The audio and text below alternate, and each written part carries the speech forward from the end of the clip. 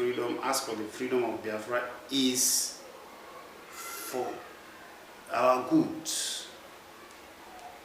So anywhere you are in the world, educate our people, be bold enough to tell them, and most essentially, begin to educate them about loving their spirituality. Let them know that they are originally created by God, ancient God. Because as Igbo man you are, and you originally created from God first, before others. That is why we are Igbo.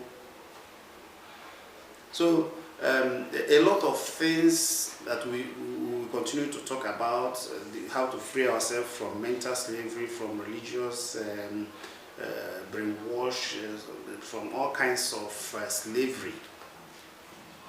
It is time for us to begin to talk against those